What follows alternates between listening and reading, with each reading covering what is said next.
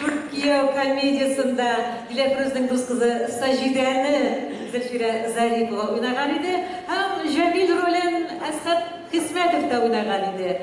Bugün onlar bizning kişide katlaşırlar. Hem eğlenceli şu spektaklini İskender Cemaz'da Sajide ve Amur Kuyak'ta Tataristan'da kalan artistleri Zülfire Zaripova Esad Kısmet. Ey Sajide Canımsagin, kişi ve kişi.